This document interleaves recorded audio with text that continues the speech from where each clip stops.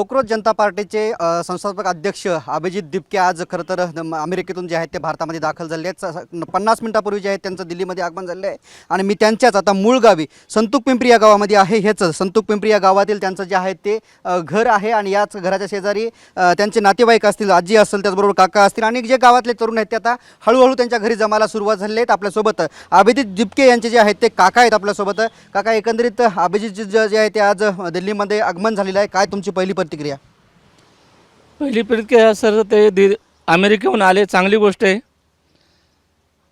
आणि हे त्याने जे पाऊल उचलला हे तरुण पिढीसाठी योग्य आहे। तरी पण आम्हाला रात्रपासून झोप नाही, जेवण करू वाटत नाही, आम्ही चिंतेत आहोत। कारण हे सरकार काय करू शकेल ते सांगता येत नाही। का चिंता वाटते तुम्हाला? त्यांनी तर आता काय आहे, तरुणासाठी जे आहे ते नेट परीक्षेसंदर्भात एक आंदोलन उभं केलं आहे। मोठं शिक्षण मंत्र्याचा राजीनामा मागण्यासाठी आजचं आंदोलन आहे। 50 मिनिटापासून ते विमानतळामध्ये दाखल झाल्याची माहिती आहे। नेमकं तुम्हाला भीती काय वाटते? भीती म्हणजे सर, त्यांना अटक करू शकतात। हे भाजप सरकार आहे, यांनी चांगल्याची वाट लावलेली आहे। आम्ही मध्यमवर्गीय लोकातून आहोत। फार आम्ही कष्ट काबाडं करून आमची फार बिकट परिस्थिती होती। कशी तरी आम्ही मुलं शिकवले आणि शिक्षण झालं त्यांचं, आणि त्यांनी हा पाऊल उचलला। आम्ही फार चिंतेत आहोत सर। अभिजित यांचं आणि तुमचं बोलणं कधी झालं? याच्यावर या आंदोलनासंदर्भात चर्चा झाली का? तुम्हाला निमंत्रित केलं होतं का आंदोलनासाठी? निमंत्रित सर, मी आज 4 दिवस झालं मी रिक्वेस्ट करतो की बाळा मला तुझ्याकडे यायचं आहे। 4 दिवस झालं फोन करतोय, फोन पण उचलत नाही। शेवटी मी काल 4 वाजेपर्यंत त्याला रिक्वेस्ट केली।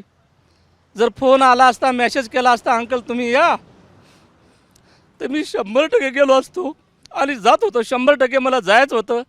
मला वाटत होतं बाबा घरचा एक तरी सदस्य त्याच्या पाठीमागे उभा राहावा, पण तसं त्याने आम्हाला कोणालाच बोलवलं नाही। ना आईवडिलाला, ना मला, ना भावाला, कोणालाच बोलवलं नाही। त्याचे फार आम्हाला दुःख वाटते आणि तो एकटाच आहे म्हणून त्याची खूप चिंता वाटते। अंतःकरण भरून येते, डोळ्यामध्ये अश्रू आहे, तर नेमकं हे अश्रू कशाचे? हे असू सर, भीती वाटते आम्हाला।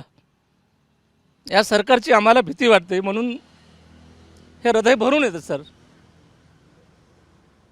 काय वाटतं, तरुणांनी मोठ्या प्रमाणात तरुण उभे राहतील का त्यांच्या मागे? आजचं आंदोलन त्यांचं पहिलं ऑफलाईन आंदोलन होते।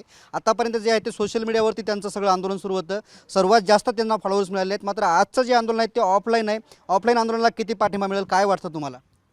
पाठिंबा सर, भरपूर पाठिंबा मिळाला आहे त्याला। हे तरुण पिढी आहे, तरुण पिढी जेवढी सुशिक्षित आहे तेवढ्या त्याच्या पाठीमागे खंबीरपणे उभे आहे। फक्त एवढंच दुःख आहे की घरचं कोणी त्याच्या पाठीमागे नाही, म्हणून दुःख वाटते सर, बस। निश्चितच आपण बघतोय की हे होते अभिजित दिपके यांचे काका। खरं तर त्यांना जे आहे ते अश्रू अनावरती झालेले आहेत, त्यांचं हृदय भरून येतं। कारण की आम्हाला भीती वाटते, सरकार त्यांना अटक करू शकते का, अशी ही भीती त्यांच्या मनामध्ये कायम आहे। कॅमेरामन अनिकेत दहातोंडेसह मी रमेश चेंडके, TV9 मराठी, संतूक पिंपरी, हिंगोली।